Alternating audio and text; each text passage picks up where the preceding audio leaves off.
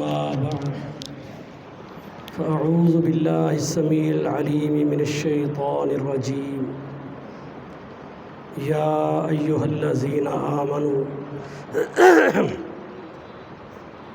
لا تلهكم أموالكم ولا أولادكم عن ذكر الله ومن يفعل ذلك فأولئك هم الخاسرون۔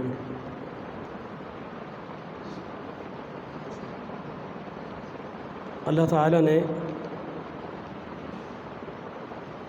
انسانیت کو پیدا کیا ہے، پھر یہ انسان اللہ کے تعلق سے دو گروہوں میں تقسیم ہو گیا ہے۔ ایک وہ گروہ جس نے اللہ تعالیٰ سے ایمان کا رشتہ قائم کیا ہے، وہ مومن ہے، مسلمان ہے، اور ایک وہ گروہ جس نے اللہ سے ایمان کا رشتہ قائم کرنا گوارا نہیں کیا، وہ کافر ہے، مشرک ہے۔ اللہ تعالیٰ اہل ایمان سے فرماتے ہیں کہ جہنم کی اس دہتی آگ سے بچ جاؤ جو اللہ تعالیٰ نے کافروں کے لیے تیار کی ہے۔ تمہاری زندگی اس انداز سے گزرنی چاہیے کہ تم اللہ کے عذاب سے بچ جاؤ۔ اس لیے جب بھی اللہ تعالیٰ اپنے ان بندوں سے مخاطب ہوتے ہیں جن سے اللہ کے ساتھ ان کا ایمان کا رشتہ ہے، تو ہمیں فوری غور کرنا چاہیے کہ میرا اللہ مجھ سے ہم کلام ہے۔ دنیا میں ماں باپ کا رشتہ ہے، استاد کا رشتہ ہے، مالک اور ملازم کا رشتہ ہے۔ جب وہ آواز دیں تو بندہ اگر صحیح اولاد ہے، ماں باپ کی شعور والی ہے، تو فوراً باپ کی ماں کی آواز پر اپنے کان کھڑے کریں گے، قریب آ جائیں گے، بات سنیں گے، جو کہیں گے وہ عمل کریں گے۔ تو اللہ تعالیٰ فرماتے ہیں اے اہل ایمان، ایک بات ذہن نشین کر لو میرے بھائیوں، اللہ نے کس انداز سے یہاں خطاب کیا ہے۔ فرمایا کہ لا تلہکم اموالکم ولا اولادکم عن ذکر اللہ۔ مال کی محبت، اولاد کی محبت تمہیں اس طرح اپنے اندر مگن نہ کر لے کہ تم اللہ کے دین سے غافل ہو جاؤ۔ عن ذکر اللہ، یہ مال کی محبت اور اولاد کی محبت تمہیں اللہ سے غافل نہ کر دے، دور نہ کر دے، توجہ ہٹ نہ جائے۔ ذکر کیا ہے؟ فرمایا اقم الصلاۃ لذکری، یہ جو تمہیں اللہ کے لیے بلایا جاتا ہے یہ اللہ کا ذکر ہے۔ حی علی الصلاۃ جب کہا جاتا ہے، حی علی الفلاح، تو یہ اللہ کا ذکر ہے، اللہ کا بلاوا ہے۔ تم برباد ہو جاؤ گے اگر اللہ کا یہ بلاوا تمہارے نزدیک کوئی اہمیت نہ رکھتا ہو یا تم توجہ نہ کرو، غافل ہو جاؤ مال کے محبت میں یا اولاد کی محبت میں۔ وَلَقَدْ يَسَّرْنَا الْقُرْآنَ لِلذِّكْرِ فَهَلْ مِن مُدَّكِرٍ۔ لوگوں، اللہ کا قرآن اللہ کا ذکر ہے، اللہ کا دین ہے۔ خبردار مال کی محبت، اولاد کی محبت تمہیں اللہ کے قرآن سے غافل نہ کر دے۔ یہ قرآن اللہ کا دین ہے۔ آج ہم اللہ کے دین سے کیسے غافل ہیں؟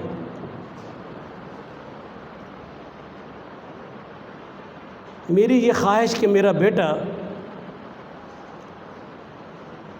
دنیا میں ایسے جیے کہ اس کے پاس مال کی فراوانی ہو، اس کے پاس عہدہ اچھا ہو، معاشرے میں دنیاوی عزت اور سٹیٹس اور وقار سے رہتا ہو، اس کے لیے میں دن رات مارا پھرتا ہوں، مال اکٹھا کرتا ہوں، اس کو دنیاوی تعلیمات کی تمام تر آسائشات مہیا کرتا ہوں، اس کو قرآن نماز اس کے قریب نہیں جانے دیتا کہ اس سے اس کی تعلیم کا حرج ہوگا، اس کے کالج کا ٹائم ڈسٹرب ہوگا، امتحان میں اس کا میرٹ رہ جائے گا،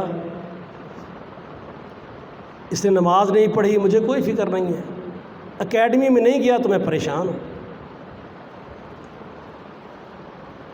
اللہ کا اسے شعور نہیں ہے، مجھے کوئی ٹینشن نہیں۔ اللہ فرماتے ہیں یاد رکھنا، وَمَن يَفْعَلْ ذَلِكَ فَأُولَٰئِكَ هُمُ الْخَاسِرُونَ۔ اگر تمہاری زندگی اس نہج پہ چل رہی ہے کہ تمہیں مال کی محبت اور اولاد کی محبت، اولاد کا مستقبل، اولاد کا سٹیٹس، اولاد کی خوشیاں، اگر تمہیں اس طرح تمہارے دل کو انہوں نے گھیرا ہوا ہے کہ تم اللہ کے دین سے دور ہو چکے ہو، تو پھر یہ خسارہ ایسا ہے کہ کائنات کی کوئی بھی دنیاوی نعمتیں تمہارے خسارے کو پورا نہیں کر سکتی، اس لیے کہ وہ خسارہ دہتی آگ جہنم ہے، تم پھر بچ نہیں پاؤ گے۔ اب آپ دیکھ لیں کیا ایسا ہے، مجھے وہ بات نہیں بھولتی۔ ہمارے ایک دوست ہیں جمیل ناصر صاحب، پیسٹی سائیڈ کی کمپنی کے آر ایم ہیں، لیکن ہمارے علاقے میں ایک بچہ ایف ایس سی کی تیاری کرتے ہوئے اس اکیڈمی میں جانے لگا جو مرزائیوں کی اور قادیانیوں کی اکیڈمی تھی۔ ہم 3-4 دوست اکٹھے ہوئے، ہم جا کر اس کے والدین سے ملے، ہم نے کہا یہ بچہ برباد ہو جائے گا، وہ وہاں پر مرزیت کی ہلکی ڈوز دیتے ہیں، انجیکشن دیتے ہیں،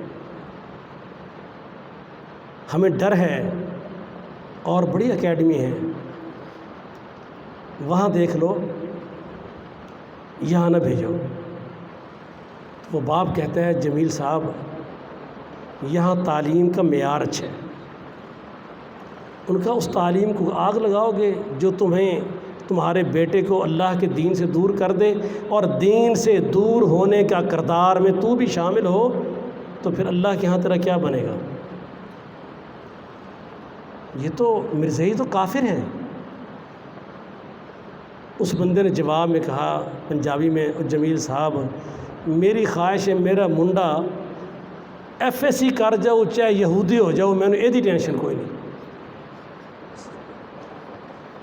میں یہ سمجھتا ہوں اس نے جملے دلیری سے کہہ دیے، اور امت کا 90-95% حصہ وہ ہے جو جملے تو نہیں کہتا یہ کہ میرا بیٹا بے دین ہو جائے، میرا بیٹا نماز سے عاری ہو جائے، لیکن اس کو اس کی پرواہ ہے کہ یہ مسجد نہ جائے، کوئی ٹینشن نہیں، یہ اسے قرآن پڑھنا نہ آئے، کوئی ٹینشن نہیں۔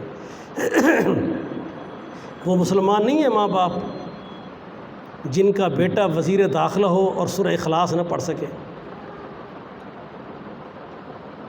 وہ والدین مسلمان نہیں ہیں جن کا بیٹا سپریم کورٹ کا ہائر اتھارٹی کا وزیر ہو اور سورہ الکوثر نہ پڑھ سکے۔ آپ کا وزیر داخلہ پاکستان کا، اسے بسم اللہ الرحمن الرحیم نہیں پڑھنی آئی، وہ بسم اللہ الراحمین کہتے ہیں۔ بار بار میڈیا نے وہ اس کی ویڈیو چلائی کہ بسم اللہ الراحمین ہے وزیر داخلہ۔ یا ایھا الذین آمنوا لا تلھکم اموالکم ولا اولادکم عن ذکر اللہ۔ مجھے یاد ہے کہ میں میلسی کے بار میں وہ کلا کے جم غفیر میں موجود تھا اور ان کا پروگرام تھا، تو ان کی خواہش تھی کہ تلاوت ہمارا اپنا وکیل کرے تاکہ لوگوں کو پتہ چلے کہ انہیں بھی قرآن آتا ہے۔ لیکن جب اس نے سورہ اخلاص پڑھی، یقین جانے مسجد بیٹھا ہوں، میرا جسم کی کیفیت بدل رہی تھی، یا اللہ یہ کیا ہو رہا ہے؟ اسے سورہ اخلاص نہیں پڑھنی آئی۔ وہ لوگ جو بیٹھ کے باتیں کرتے ہیں، میں اپنے بیٹے سے کہوں گا، بیٹا یہاں لوگ کم آئیں یا زیادہ آئیں، کبھی اس سے نہیں گھبرانا۔ میں نے وہ دن بھی دیکھے ہیں جب ہم اپنی مسجد میں نماز پڑھنے کے لیے تالا کھولتے، اذان دیتے اور کوئی بندہ نہیں آتا تھا، اکیلے نماز پڑھتے تھے۔ اس وقت اہل حدیث ہو یا غیر اہل حدیث، اس فتنے میں ہم اتنے مبتلا ہو چکے ہیں، اس مال و متاع کی ہوس اور دوڑ میں۔ ہر ایک اپنی جگہ پر بیٹھ کر جو کمپٹیشن کرتا ہے، وہ مال و متاع کی ہوس میں آگے بڑھنے کا کمپٹیشن کرتا ہے، وہ اپنے گھر میں، اپنی حیثیت میں، اپنی کیفیت میں اللہ کے دین پر توجہ نہیں کرتا۔ ہم نماز پڑھ لیتے ہیں، مطمئن ہیں، اگر یہ نماز پڑھ لینے سے اطمینان قلب اللہ کے ہاں کافی ہوتا تو محمد رسول اللہ صلی اللہ علیہ وسلم بیت اللہ چھوڑ کر طائف کے بازاروں میں پتھر نہ کھاتے، اللہ کے پیغمبر صلی اللہ علیہ وسلم کے جسم لو لہان نہ ہوتا۔ کون سی ایسی وجہ تھی کہ ابو طالب کے پاس نبی علیہ السلام کے سگے چچا تھے، پورا ایک گروپ تشکیل پا کے آیا مشرکین مکہ کا، سرداران قریش کا، اور کہا ابو طالب یہ جو اللہ کی توحید کی، اللہ کی یگانگت کی، اللہ کی وحدانیت کی، جس دین توحید پر تیرا بھتیجا آج عرب کے معاشرے میں آواز اٹھا رہا ہے، اس آواز سے بڑی تکلیف ہو رہی ہے۔ تم بنو ہاشم ہو، قریش کا حصہ ہو، ہمارے عزیز و اقارب میں ہو، ایک معزز قبیلہ ہے تمہارا، معزز گھرانہ ہے، ہم نے صبر کی بہت کوشش کی ہے، اب صبر کا دامن چھوٹ چکا ہے، اپنے بھتیجے سے کہہ دو کہ اپنی اس توحید، دین توحید کی آواز کو چپ کر لے، یا پھر آپ پیچھے ہٹ جائیں۔ اگر آپ کی بات آپ کا بیٹا بھتیجا نہیں مانتا، پھر ابو طالب آپ نے نہیں آنا آگے، پھر ہم جانیں اور معاذ اللہ محمد علیہ الصلوۃ والسلام وہ جانیں۔ ابو طالب اٹھا اور نبی صلی اللہ علیہ وسلم کے پاس اس سرداران قریش کی وفد کی سربراہی کرتا ہوا آیا۔ رسول اللہ صلی اللہ علیہ وسلم بیٹھے ہیں، کہتے ہیں بھتیجے میں نے تیرا بڑا ساتھ دیا ہے، اب میرے کندھے کمزور ہو گئے ہیں، میں بوڑھا ہو چکا ہوں بھتیجے، اس پورے سرداران قریش میں لڑ نہیں سکتا، اب میرے بڑھاپے پہ رحم کھا۔ یہ جو تو نے لا الہ الا اللہ کی بنیاد پر لات کچھ نہیں کر سکتا، منات کچھ نہیں کر سکتا، عزا کچھ نہیں کر سکتا، حبل کچھ نہیں کر سکتا، یہ نفع نقصان کے مالک نہیں، یہ عزت و وقار کے مالک نہیں، یہ بے بس ہیں، ان کے اندر کوئی ہمت نہیں، ضعیف ہیں، کمزور ہیں، ان اللہ لقوی عزیز، اکیلا اللہ طاقتوں والا ہے۔ اے محمد صلی اللہ علیہ وسلم جب آپ یہ بات کرتے ہیں، ان کے خود ساختہ بنائے گئے داتا، ان کے مشکل کشا، ان کے حاجت روا، ان کی اولادیں دینے والے، ان کی بگڑے بنانے والے، ان کے مریضوں کو شفا دینے والے، جب آپ سب پر یہ لا الہ الا اللہ کہہ کر یہ تلوار چلا دیتے ہیں کہ یہ سارے بے بس، عاجز، فقیر، کلاش ہیں اور اکیلا اللہ طاقتوں والا ہے، ان کے بزرگوں کی، خود ساختہ داتا کی، گنج بخش کی، سب کی توہین ہوتی ہے۔ اے محمد صلی اللہ علیہ وسلم کوئی بھی اپنے بزرگوں کی توہین برداشت نہیں کرتا، یہ توہین تو نہیں تھی، وہ توہین سمجھتے تھے۔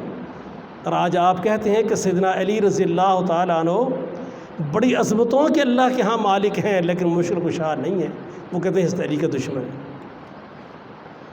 آپ کہیں شیخ عبد القادر جیلانی رحمۃ اللہ علیہ بڑے نیک صالح اللہ کے ولی تھے لیکن دستگیر نہیں تھے، غوث نہیں تھے، مددگار فریاد رس نہیں تھے، وہ اکیلا اللہ ہے۔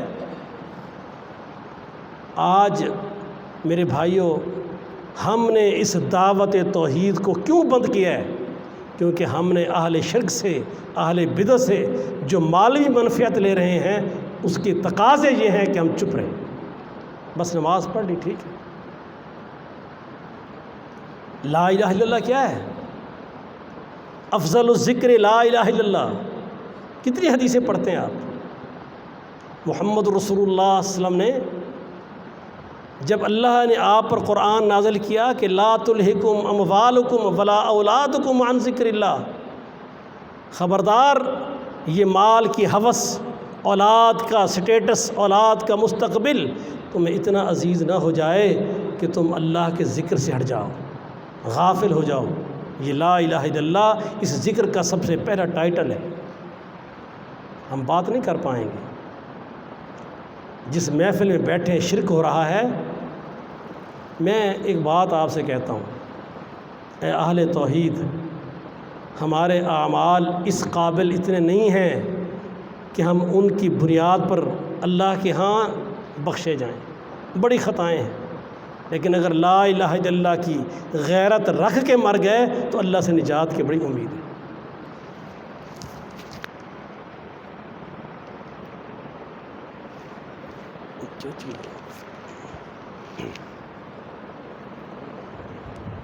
میری آپ سے یہی گزارش ہے، ایک وقت تھا ہم نماز جنازہ کے لیے بھی سوچتے تھے کہ کیا اس کا لا الہ الا اللہ صحیح ہے؟ اگر یہ اللہ کی توحید پر اس مالک کا مخلص بندہ نہیں ہے جس کی ہر آن ہر لمحہ اس کے نعمتوں سے استفادہ کرتا ہے، تو میں اپنے اللہ کا باغی نہیں بننا چاہتا۔ میرے اللہ نے فرمایا ہے ما کان للنبی والذین آمنوا ان یستغفروا للمشرکین ولو کانوا اولی قربی۔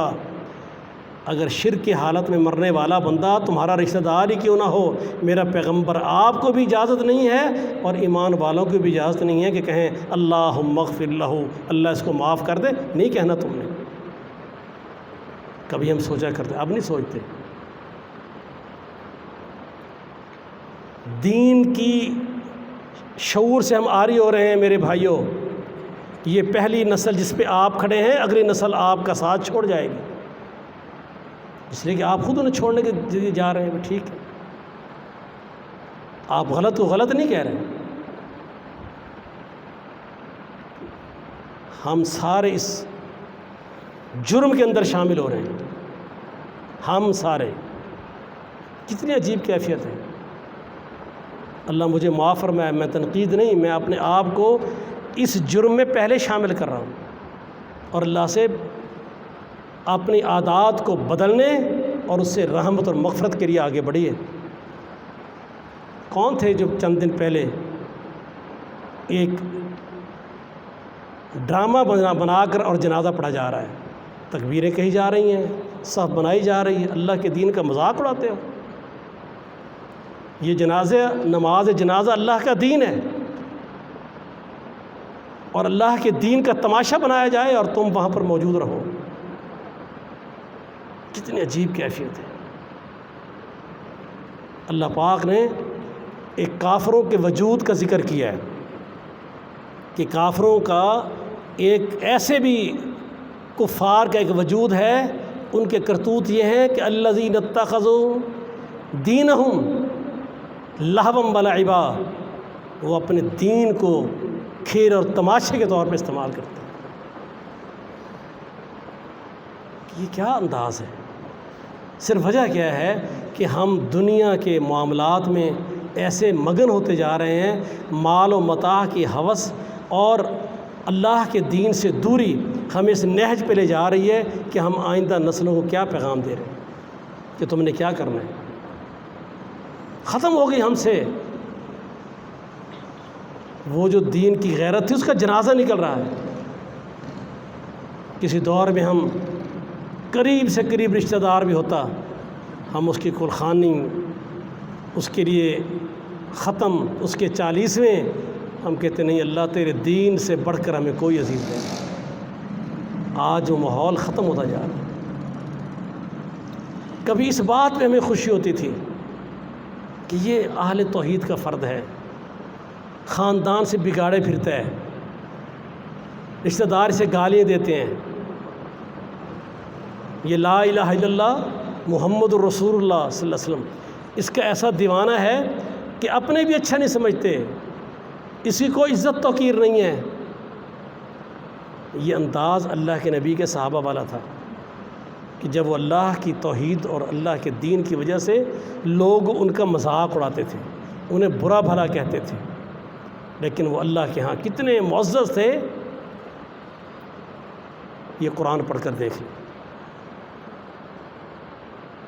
آج وہ سب چیزیں، وہ محفلیں جن کو ہم کبھی غیر شرعی سمجھ کر اس کے انعقاد سے دور بھاگتے تھے، آج وہاں بیٹھ کر ان کو انجوائے کرتے ہیں، اور ہمارے اندر وہ غیرت، وہ ہمیں احساس نہیں دلاتے۔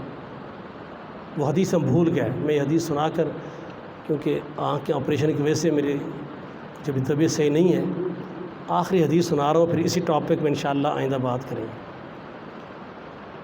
رسول اللہ صلی اللہ علیہ وسلم فرماتے ہیں، صحیح مسلم کی حدیث ہے، اور یہ حدیث کبھی ہمیں ازبر ہوا کرتی تھی، ہم اس حدیث کی بنیاد پر اپنے عقیدے اور منہج پر سٹینڈ کر جاتے تھے۔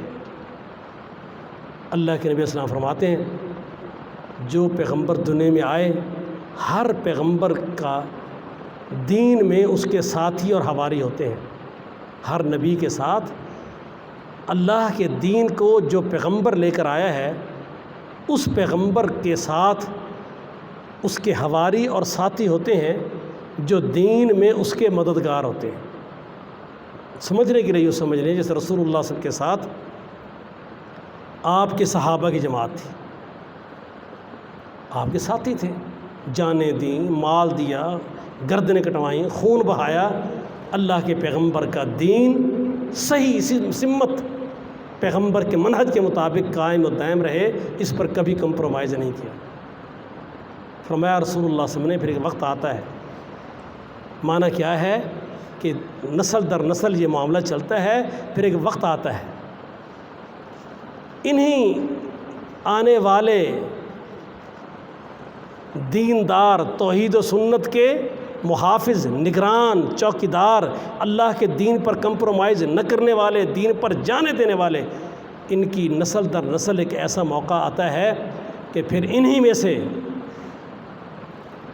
ایسے لوگ پیدا ہو جاتے ہیں کہ جو کہتے ہیں وہ کرتے نہیں ہیں۔ کتنا ہمارا دعویٰ ہے، اللہ کی قسم، میرے نبی کے صحابہ دل کے اور زبان کے اتنے سچے تھے، جو بات ہوتی وہ کہہ دیتے۔ سیدنا عمر رضی اللہ عنہ کہنے لگے، اللہ کے رسول صلی اللہ علیہ وسلم، مجھے آپ سے اتنی محبت ہے کہ میں جائزہ لے رہا ہوں، آپ کی محبت مجھے حاصل رہے، مال برباد ہو جائے میں کر دوں گا، آپ کی محبت مجھے حاصل رہے، خاندان برباد ہوتا ہے کر دوں گا، آپ کی محبت مجھے حاصل رہے، مجھے اپنے بچوں کے معاملات کی، خاندان کی، تجارت کی کوئی پرواہ نہیں، اس وجہ سے کہ کہیں ان کی پرواہ کرتے کرتے میں محمد کی محبت چھوڑ نہ بیٹھوں صلی اللہ علیہ وسلم۔ صرف میں نے یہ دیکھا ہے کہ میری جان کی جب باری آئے تو مجھے جان آپ سے زیادہ عزیز لگتی ہے، آپ کی محبت سے، باقی ہر چیز کی قربانی دینے کو تیار۔ اللہ کے نبی سے فرماتے ہیں، عمر، مجھے قسم ہے اس ذات کی جس کے ہاتھ میں محمد صلی اللہ علیہ وسلم کی جان ہے، تو ابھی تک مومن نہیں ہوا، اس وقت تک مومن نہیں ہوگا جب تک محمد صلی اللہ علیہ وسلم تجھ کو تیری جان سے بڑھ کر محبوب نہ ہو جائیں۔ یہ وہ لوگ تھے، اولئک الذین امتحن اللہ قلوبہم للتقوی، جن کے دلوں کے اللہ نے امتحان لیے تھے، یہ زبان اور دل کے سچے لوگ تھے۔ وہاں سیدنا عمر کہنے لگے، قسم ہے مجھے بھی اللہ کی ہے محمد صلی اللہ علیہ وسلم، آج کے دن سے محمد رسول اللہ صلی اللہ علیہ وسلم عمر بن خطاب کو اس کی جان سے بڑھ کر پیارے ہوں گے۔ اللہ کے پیغمبر میں اب بات بنی ہے تیرے دیندار اور تیرے اللہ کے پیغمبر سے محبت کے کلیم پر پورا اترنے کی۔ پھر محبت کے کیا معیار تھے؟ اپنے بیٹے کو سالانہ وظیفہ مقرر کرتے ہیں 3000 درہم، اور اسامہ بن زید کو دیتے ہیں 4000 درہم۔ بیٹا کہتا ہے، بابا بات پیسے کی تو نہیں ہے، مجھے اس کا کوئی لالچ ہوس نہیں ہے، لیکن آپ جیسا عادل شخص، میں بطور باپ نہیں بات کر رہا، میں آپ کے عدل پر بات کر رہا ہوں۔ کہاں مجھ میں ایسی کمزوری ہے کہ اللہ کے دین کے معاملے میں مجھ سے کوئی کوتاہی ہوئی ہو کہ آج آپ نے نمبرنگ لگاتے ہوئے عبداللہ بن عمر کو نیچے کر دیا ہے، اسامہ بن زید کو اوپر کر دیا ہے۔ میں اپنی وہ دینی حیت اور کیفیت درست کر لوں، مجھے سمجھ نہیں آئی کہ آپ نے اسامہ بن زید کو ترجیح کیوں دی ہے۔ اللہ کے نبی عمر فرمانے لگے، عبداللہ تو مجھے بہت محبوب ہے، تیری کوئی کوتاہی نہیں ہے، لیکن میں نے بڑا غور کیا ہے کہ ایک طرف وہ ہے جو مجھے محبوب ہے، اور ایک طرف وہ ہے جو محمد کا محبوب ہے صلی اللہ علیہ وسلم۔ اسامہ بن زید سے اللہ کے نبی بہت پیار کرتے تھے، اور یہ محمد رسول اللہ صلی اللہ علیہ وسلم کے بڑے دلی محبوب تھے۔ جب میرے دل کی کیفیت سامنے آئی، ایک میرا محبوب ہے، ایک میرے پیغمبر کا محبوب ہے، میرے ایمان کا تقاضا یہ تھا کہ اپنے پیغمبر کے محبوب کو ذاتی محبوب پر میں نے فوقیت دینی ہے، یہ میرا ایمان ہے۔ اس لیے نبی صلی اللہ علیہ وسلم فرماتے ہیں پھر ایک ایسا وقت آتا ہے، یہ محبت کے دعوے دار کہ کائنات کی ہر چیز سے بڑھ کر محبت اللہ کے نبی سے ہے، پھر یہ عملاً ایسا نہیں کرتے، جو کہتے ہیں وہ کرتے نہیں ہیں۔ کاروبار ہے، معاملات ہیں، لین دین ہے، بہن بھائی ہیں، معاشرے کے معاملات ہیں، کوئی بھی معاملہ آئے گا تو ان کی محبت کا معیار یہ نہیں ہوتا۔ میں اور آپ اپنا جائزہ لے لیں نا، ایک آدمی دین سے دور ہے، وہ ہمیں محبوب ہے کیونکہ ہماری سیاسی پارٹی کا ہے، ہمارے سیاسی گروپ کا ہے۔ ایک کتاب و سنت کا اہل توحید فرد ہے، ہمیں اچھا نہیں لگتا اس لیے کہ ہماری پارٹی کا نہیں ہے، ہمارے گروہ کا نہیں ہے۔ ہم نے گروہ بندیوں میں آ کر اپنے عقیدے کا ستیہ ناش کیا۔ کبھی دیکھا ہے ہم جو وکالت کرتے ہیں، میری ہمدردی کسی سیاسی لیڈر سے ہے، اس کے ایمان اور اسلام پر جو مرضی نلیکی ہوں، جب کوئی مجھے نشاندہی کرے گا تو میں جواب یہ نہیں کہتا کہ میرا اس سے کوئی تعلق نہیں، ایسا بدبخت مجھے سے ایک لمحہ بھی پیار نہیں ہے، میرے دل میں کوئی اس کی ایسی کیفیت نہیں ہے۔ نہیں، ہم کہیں کہ اچھا تو نواز شریف کو ایسا کہتا ہے، عمران خان کیسا ہے، وہ ایسا ہے، وہ ایسا ہے، وہ ایسا ہے، مانا یہ کہ تجھے وہ قبول ہے، مجھے وہ قبول ہے، نہ تیرا معیار دین ہے نہ میرا معیار دین ہے۔ لا تلہکم اموالکم ولا اولادکم عن ذکر اللہ، یہ جو ہماری مالی منفعت ہے، مالی معاملات ہیں، دنیا کی چودراہٹیں ہیں، ان چیزوں نے ہمیں اللہ کے دین سے دور کر دیا، وہ معیار نہیں رہا۔ نہ رسول اللہ صلی اللہ علیہ وسلم کی حدیث ہے نا، اگر قیامت کا دن ہوگا، اللہ کے ہاں نور کے بڑے عالیشان ممبر لگائے ہوں گے، بڑے لوگ کھڑے ہوں گے، اللہ کے نیک اور صالح بڑے لوگ کھڑے ہوں گے، تہجد گزار، عبادت گزار بہت لوگ ہوں گے، لیکن کچھ لوگ ایسے آئیں گے جو مجمع کو چیرتے آئیں گے، اور اللہ عز و جل کے پاس قریب حدیث میں آتا ہے کہ وہ دائیں بائیں ممبروں پر براجمان ہو جائیں گے، نور کے ممبروں پر، اور یہ بڑے لوگ حیران کھڑے ہوں گے، کوئی تبصرے کریں گے یہ انبیاء ہیں، کوئی تبصرے کریں گے یہ شہداء ہیں، کوئی تبصرہ کرے گا، کوئی تبصرہ کرے گا۔ اللہ کی طرف سے جو ان کو جواب ملے گا وہ کیا ہوگا کہ یہ وہ لوگ تھے جو آپس میں محبت میری ذات کی وجہ سے کرتے تھے۔ بس ان کا معیار یہ ہے کہ محبت کا معیار اللہ کی توحید، اللہ کا دین تھا، یہ معیار تھا، اس وجہ سے اللہ نے ان کو سب سے علیحدہ پروٹوکول دے دیے۔ آج ہم اس سے خالی ہیں۔ کبھی ہماری محبتیں اس بنیاد پر ہمارے دل دھڑکتے تھے جو اب نہیں دھڑکتے، ہم اس سے محروم ہوتے جا رہے ہیں۔ کیونکہ مجھے ایک دوست نے بہت اچھی بات کی، اس نے کہا کہ ایک وقت تھا، میں اسی کا ذکر کر رہا ہوں اور اس لیے کر رہا ہوں کہ اللہ میری بھی اصلاح فرمائے اور آپ کی بھی، کہ ایک وقت تھا جہاں بھی میلسی کے 4 دوست اکٹھے ہوتے تو اس پر بحث ہوتی کہ یار تو اجے تک کوئی بندہ نہیں اہل حدیث کیتا، تو کسی دوست نے کتاب سنت نہیں لے کے آیا، دیکھو فلاں لایا فلاں لایا، آپ کو ہاں نہیں یار میرا بھی ایک دوست ہے، میں بھی کوشش کر رہا ہوں، وہ پتہ چلتا 10-15 دن بعد وہ بھی ایک کو رفع دین کرایا کھڑا ہے کہ دیکھو یہ بھی اللہ کی توحید پر آ گیا۔ اب وہ دوست مجھے کہنے لگے کہ اب یہ ہوتا ہے کہ میں دیکھتا ہوں کہ یار فلاں اہل حدیث ہے، اس کا کاروبار اتنا بڑا ہے تو میرا پیچھے کیوں ہے؟ وہ سوچتے یار اس کا بزنس اتنا اچھا ہے تو میرا پیچھے کیوں ہے؟ اس نے پلاٹ لے لیا تو میں پیچھے کیوں رہ گیا ہوں؟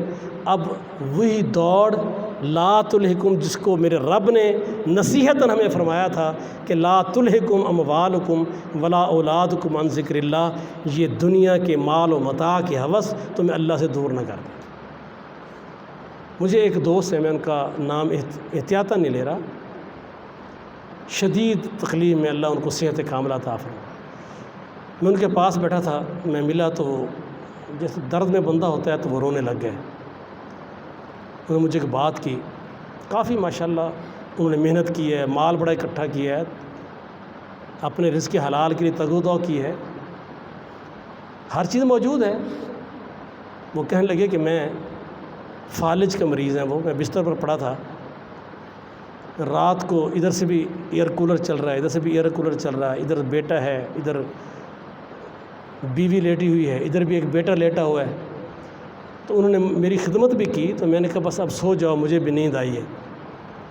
تو کہنے لگے وہ سو گئے، تو مجھے تھوڑی دیر بعد جاگ ہو گئی اور مجھے پیاس نے ستایا۔ یہ میں زندہ مثال دے رہا ہوں، کبھی کو ہوا تو ان کی موجودگی میں یہ بات بھی سنا دوں گا، اللہ ان کو صحت دے۔ وہ کہنے لگے میں نے ہاتھ پاؤں مارا تو مجھے کہیں سے اپنے قریب رینج میں پانی نظر نہیں آیا۔ اب فالج کی تکلیف میں پڑے تھے، ہاتھ نہیں ہل رہا تھا، پاؤں نہیں ہل رہا تھا، اور جو میں آواز نکال رہا تھا تو کولروں کے شور کی وجہ سے 2 ایئر کولر چل رہے تھے، اور وہ بھی آگے سوئے ہوئے تھے، نہ میری بیوی میری آواز سن رہی تھی نہ میرا بیٹا سن رہا تھا۔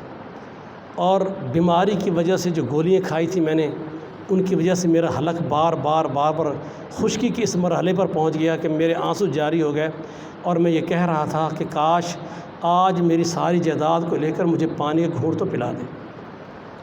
مجھے موت سامنے نظر آ رہی تھی، اور میں اس پانی کے گھونٹ کے لیے تڑپ رہا تھا کہ کاش یہ آپ کی اور میری اس کمائی ہوئی جائیداد کا انجام ہے۔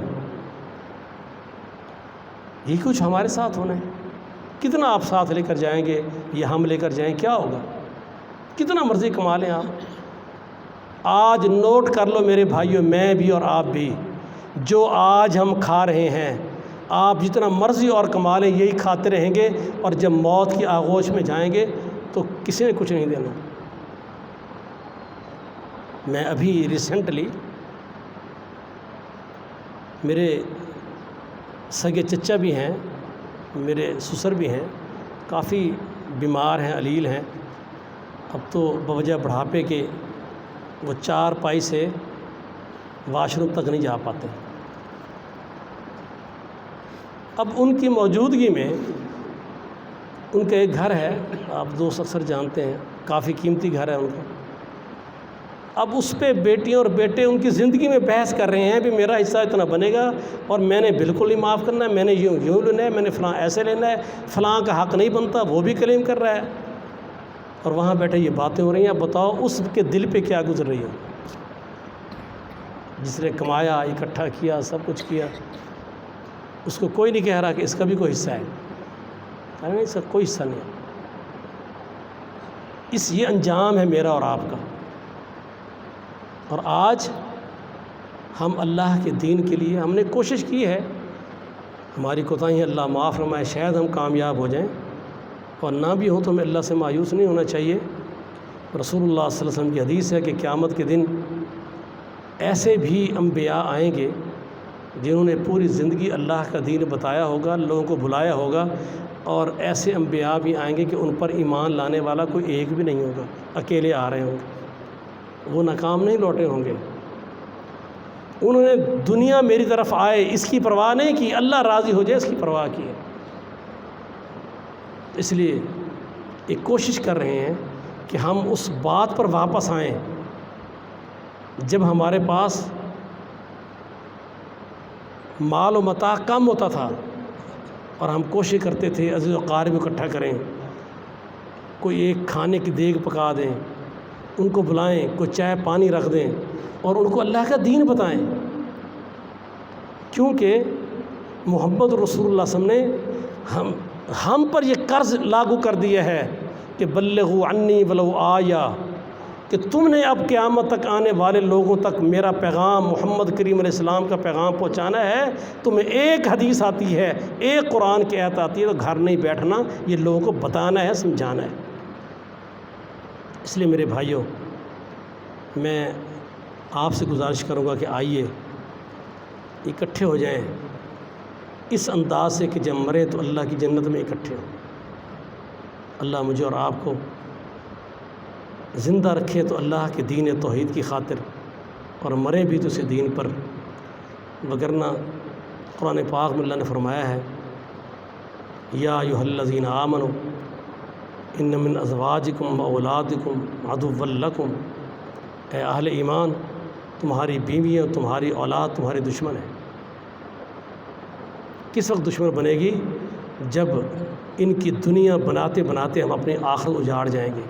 وہ اپنی دنیا کے لیے ہم پر سوار رہیں گے، ہم ان کی دنیا کو بہتر کرتے رہیں گے، اور نتیجتاً کیا نکلے گا کہ ہم اپنی آخرت سے ہاتھ دھو بیٹھیں گے۔ اور جب قیامت کا دن ہوگا، یوم یفر المرء من اخیہ و امہ و ابیہ و صاحبتہ و بنیہ، کوئی بیٹا باپ کے لیے نہیں کھڑا ہو پائے گا اللہ کے سامنے، بیوی شوہر کی پرواہ نہیں کرے گی، بلکہ ایک مقام پہ ہے کہ وہ اپنی جہنم کا فیصلہ سن کر کہے گا یا اللہ، جتنا میرا خاندان ہے، بیوی بچے مال متاع، اللہ یہ فدیہ لے لے، میری جگہ ان کو جہنم میں ڈال دے، اللہ مجھ کو بچا لے۔ اللہ فرمائیں گے کہ اللہ ہرگز نہیں۔ اس لیے کوشش کریں ہم، تو حدیث میں مکمل کر دیتا ہوں کہ نبی صلی اللہ علیہ وسلم نے فرمایا کہ پھر ایسے نالائق اور ناخلف پیدا ہو جائیں گے جو کہتے ہیں وہ کرتے نہیں ہیں، اور وہ کام کریں گے شرک اور بدعات، جو حدیث سے میں سمجھاؤں، وہ کام کریں گے جن کا ان کو حکم نہیں دیا گیا۔ نبی صلی اللہ علیہ وسلم کی محبت میں آ کر وہ کرتوتیں کریں گے، اور دین کے نام پر وہ حرکتیں کریں گے جس کا ان کو حکم نہیں دیا گیا۔ ان نالائقوں سے، ناخلف سے جو ہاتھ سے جہاد کرے گا مومن ہے۔ ان کو شرک سے روکے، ان کو بدعات سے روکے، ان کو لادینیت سے روکے، ان کو سیکولرزم سے روکے، انہیں اللہ کے دین کے لیے کوشش کرے، اسلام کے لیے کوشش کرے۔